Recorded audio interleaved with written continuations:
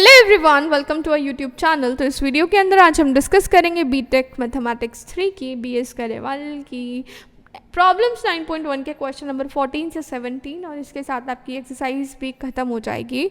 और जो मेथड हम यूज़ करने वाले हैं वो वही प्रीवियस क्वेश्चंस वाला मेथड है। इसको हम फिर से देख लेते हैं। मेथड था क्या हमारा, हमें आपको यूएन निकालने हैं यानी जनरल टर्म, फिर यूएन प्लस 1 निकालना है और इस पे हमें लिमिट कर देनी है n टेंड्स टू इन्फिनिटी 10। तो जो वैल्यू हमारे पास आएगी, अगर वो value greater than 1 that means the series is convergent, and if that value is less than 1 that means the series is divergent. और अगर ये वैल्यू 1 के बराबर आ जाती है तो हमारा ये वाला टेस्ट फेल हो जाता है और इस वाले टेस्ट का नाम है डी-एलम्बर्ट्स रेशियोज टेस्ट। तो हम यहाँ पे रेशो टेस्ट यूज़ कर रहे हैं और रेशो टेस्ट जब फेल हो जाता है तो हम प्रीवियस टेस्ट का यूज़ करते हैं और उसके बाद हम नेक्स्ट एक्सरसाइज में अगला टेस्ट पढ़ेंगे। तो शुरू करते हैं क्वेश्चन नंबर 14 से। सबसे पहला काम होगा हमारा जनरल टर्म को रिकॉग्नाइज करना। तो भाई जनरल टर्म रिकॉग्नाइज करना जब दे रखी हो ना तो क्वेश्चन समझ लो बड़ा आसान हो गया आपके लिए, और जब ना दे रखी हो तो समझ लो भैया थोड़ा सा काम बढ़ गया आपके लिए। तो अब यहाँ पे काम बढ़ा हुआ है क्योंकि जनरल टर्म हमको यहाँ पर खुद ढूंढनी है। तो जनरल टर्म को ध्यान देते हैं। हमारे पास है 4, 12, 20 सो ऑन, पता नहीं कहाँ तक। तो पहले मैं इसके न्यूमरेटर की टर्म को ही देख रही हूँ। तो देखिए इसको मैं लिख सकती हूँ 4 टाइम्स 1, फिर मैं लिख सकती हूँ 4 टाइम्स 3, फिर मैं लिख सकती हूँ 4 टाइम्स 5। इसका मतलब आगे जाते जाता 4 टाइम्स 7, 4 टाइम्स 9 और नंबर्स आ रहे हैं। तो 4 4 4 मेरा कितनी बार आएगा, अगर nth टर्म की बात करूँ तो n बार आएगा और मेरे ब्रैकेट में सिर्फ और सिर्फ ऑड नंबर्स बच जाएंगे। और अब अगर मैं देखूँ ये ऑड नंबर्स कहाँ तक बच रहे हैं, तो फर्स्ट टर्म में तो 1 तक बच रहे हैं, सेकेंड टर्म में 1 3 तक जा रहे हैं, ठीक। थर्ड टर्म में 1 3 5 तक जा रहे हैं। तो भैया यहाँ 1 तक जा रहे हैं या 3 तक जा रहे हैं या 5 तक जा रहे हैं, तो ए पी बन रहा है 1 3 5 का। तो इससे हम जनरल टर्म निकाल लें a plus n minus 1 into D से, तो मेरे पास जनरल टर्म 2n माइनस 1 आएगी। देख लीजिए फर्स्ट टर्म 2 इंटू 1 2 माइनस 1 1 तो 1 तक जाएगा। सेकेंड टर्म है तो 2 2 ज़ा 4 और 4 माइनस 1 3 यानी 3 तक जाएगा। थर्ड टर्म है तो 3 टाइम्स 2 इज 6, 6 माइनस 1 इज 5 तो 5 तक जाएगा। समझ आ रही है बात। तो भैया ऊपर की हमारी जनरल टर्म बन गई, बड़ी आसानी से बन गई, हमें समझ में भी आ गई। अब हम बात करेंगे अरे किसकी, डिनोमिनेटर की जनरल टर्म की। तो डिनोमिनेटर की जनरल टर्म के लिए देखिए सभी टर्म्स में से हमारा 9 कॉमन आ सकता है, मतलब सब 9 के मल्टीपल्स हैं। तो पहले हम इसको लिख कर देखते हैं। तो हमारे पास है ये 18, फिर 27, फिर 36 एंड सो ऑन। तो 18 को लिखा जा सकता है 9 टाइम्स 2, 27 को लिखा जा सकता है 9 टाइम्स 3, 36 को लिखा जा सकता है 9 टाइम्स 4। तो भाई 2 3 4 सिंपल काउंटिंग चल रही है। फर्स्ट टर्म पे 2 आया है, सेकेंड टर्म पे 3 आया है, थर्ड टर्म पे 4 आया है, यानी जो भी टर्म है उससे एक ज़्यादा आया है और सब में 9 आ रहा है। तो 9 कितनी बार आएगा, n बार। तो 9 की पावर n कॉमन और अंदर बचेगा 2 3 4 और जाएगा कहाँ तक, जो भी टर्म है उससे एक ज़्यादा यानी n प्लस 1 तक। तो मेरी ये जनरल टर्म हो गई। अब मेरे को un प्लस 1 निकालना है, तो बस जनरल टर्म में n की जगह पे हर जगह पे n प्लस 1 रखना होगा। ये n, ये आ गया n प्लस 1, फिर से n प्लस 1। यहाँ पे जो n था मैं उसकी जगह अगर n प्लस 1 रख दूँ तो क्या होगा, तो मेरे पास 2n प्लस 2 माइनस 1 आएगा और 2 माइनस 1 मेरा 1 हो जाएगा, यानी ये 2n प्लस 1 बन जाएगी टर्म। तो भैया ये एक और टर्म ऐड हो गई। सिमिलरली n प्लस 1 से एक ज़्यादा जाऊँ तो n प्लस 2 आ जाएगा मेरे पास। तो मेरी ये बन गई un प्लस 1 यानी कि n प्लस 1th टर्म। अब हम फाइंड करेंगे अपना limit n tends to infinity un by un plus 1। और ध्यान से देखें तो भैया ये सारी टर्म्स मेरी कैंसिल हो जाएंगी, है ना। और आपको पता है भाई डिवाइड को मल्टीप्लाई में चेंज करते हैं तो डिनोमिनेटर का रेसिप्रोकल हो जाता है। तो बस हमने un प्लस 1 का रेसिप्रोकल कराया यहाँ पे, ठीक। अब आप देखिए 9 की पावर n प्लस 1 और 9 की पावर n दोनों का बेस सेम है, डिवाइड में पावर हो जाएंगी माइनस, और n प्लस 1 में से जब आप n को माइनस करेंगे तो आपके पास 9 की पावर 1 बचेगा यानी 9। ऐसे ही आपका 4 को देखें तो यहाँ 4 की पावर 1 बचेगा और यहाँ बच जाएगा आपके पास n प्लस 2 और यहाँ बचेगा आपके पास 2n प्लस 1। तो आप न्यूमरेटर और डिनोमिनेटर दोनों में से ले लीजिए n को कॉमन, तो आपके पास आएगा 1 प्लस 2 बाई n और 2 प्लस 1 बाई n और बाहर आपका आएगा 9 बाई 4, ठीक। तो आपका जो जैसे ही इन्फिनिटी टेंड करोगे तो भाई 2 बाई इन्फिनिटी 0, 1 प्लस 0 1, 2 प्लस 0 भी 1 हो जाएगा 2 + 0 आपका 2 हो जाएगा, राइट। तो यहाँ पे आपका बचेगा 1/2, ये आपका 9/4 ऑलरेडी है। 9/4 इंटू 1/2 होगा आपका 9/8, जो कि 1 से बड़ी वैल्यू आएगी, और 1 से बड़ी आ रही है, that means the given series is convergent. Clear. बढ़ते हैं अगले क्वेश्चन पे, विच इज़ क्वेश्चन नंबर 15, जिसके अंदर आपको जनरल टर्म गिवन है। तो भाई समझ लो पुण्य कर्म जाग गए, जनरल टर्म दे रखी है, आपको बनाने की ज़रूरत नहीं है, क्योंकि आधे बच्चे तो जनरल टर्म ही गलत बना के आते हैं, तो भाई पेपर में कुछ सही कैसे होगा। ठीक, तो आपके ये मतलब बीटेक में आपके 8-8 16-16 नंबर के क्वेश्चन आते हैं, तो एक क्वेश्चन में आपने जनरल टर्म ही गलत बना दी तो आपको क्या ही नंबर मिलेंगे। समझ रहे हैं आप बात को। तो भाई un आपको दे रखी है, un+1 के लिए बस हमें n की जगह पे n+1 रखना है पूरे के अंदर। तो जब मैं ऊपर n+1 रखूँगी तो n+1 - 1 मेरा n ही बचेगा खाली, जो कि यही लिखा गया है। यहाँ पे n की जगह n+1 लिख दीजिए, फिर 2 आपका दोनों से मल्टीप्लाई हो जाएगा, 2n + 2 - 1, और 2 - 1 आपका 1 आ जाएगा, विच मीन्स 2n+1। ठीक है, अब आप कंसिडर करेंगे वही limit n tends to infinity un/un+1। तो भाई limit n tends to infinity un/un+1 करते समय आपको un+1 का करना पड़ेगा रेसिप्रोकल, है ना। तो अब आप देखिए ऊपर 2n+1 की पावर p में से हम n कॉमन ले सकते हैं अंदर। देखिए मैंने हर वीडियो में समझाया कॉमन लेना बहुत इंपॉर्टेंट है, आना अंदर ही पहले n कॉमन ले लो। ठीक है, तो अंदर ही मैं n कॉमन लूँगी तो मेरे पास 2 + 1/n बचेगा।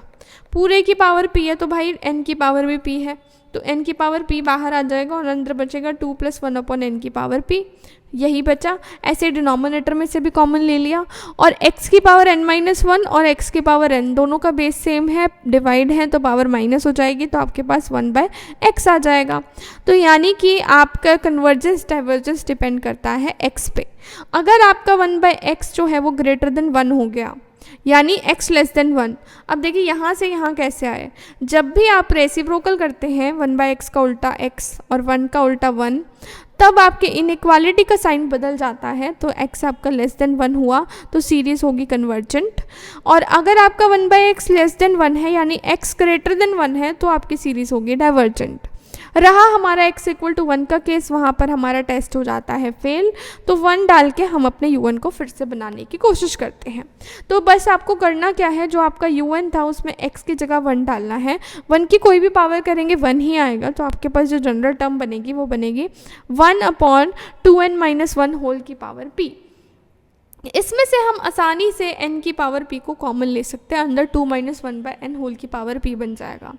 जैसे हम इसको ध्यान से देखें तो भाई तंग करने वाला यहाँ n की पावर p है, और अगर आपको याद हो un/vn वाला जो टेस्ट था, हम यहाँ पे इसको vn कंसिडर कर लेते थे, और अगर मेरा un/vn limit n tends to infinity finite आता था तो un और vn इकट्ठे ही कन्वर्ज या डाइवर्ज करते थे। तो वही टेस्ट हम अप्लाई कर रहे हैं यहाँ पर।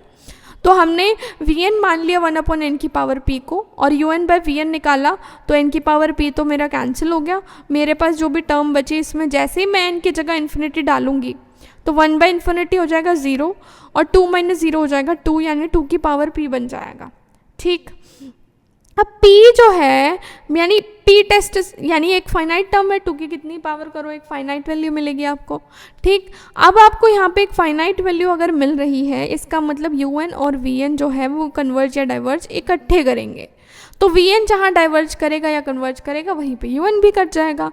अब vn पे जो p टेस्ट है उसके अकॉर्डिंग पावर यहाँ पे p है, और पावर पर ही मेरा सब कुछ डिपेंड करता है। तो पावर अगर मेरी हो गई ग्रेटर देन 1 तो करेगी सीरीज कन्वर्ज, और पावर अगर हो गई लेस देन इक्वल टू 1 तो सीरीज कर जाएगी डाइवर्ज। इसका मतलब हुआ कि भाई आपका फाइनल आंसर क्या होगा, एक तो आप ये वाले दोनों पॉइंट बताएंगे और आप यहाँ पे p के बारे में बताएंगे, और ये आपका फाइनल आंसर आपको मिल जाएगा।